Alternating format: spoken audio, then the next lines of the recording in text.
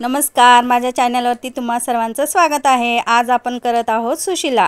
त्याच्यासाठी सगळी तयारी केलेली आहे। त्याच्यासाठी आपण कांदा, मिरची, कोथिंबीर सगळं तयारी करून घेतलेली आहे। चला आता कढईमध्ये तेल टाकलेलं आहे। चला आता मग तेल गरम झाल्यानंतर त्याच्यामध्ये जिरी मोहरी टाकूया, कढीपत्ता, आता त्याच्यामध्ये हिरवी मिरची टाकूया, कांदा घालू। आता छान हे सगळं परतून घेऊया। त्याच्यामध्ये आता शेंगा आणि डाळे टाकूया। आता डाळे शेंगा आपण छान परतून घेऊया। हे सर्वच मिक्स केलेलं चांगलं परतून घेऊ।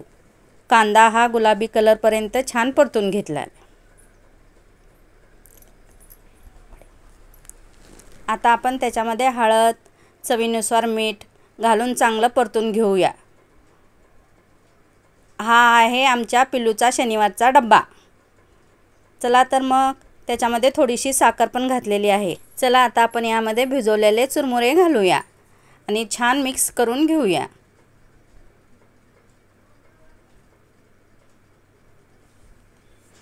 आज शनिवार असल्यामुळे आमच्या पिल्लूच्या डब्याला सुशिला बनवलेला आहे।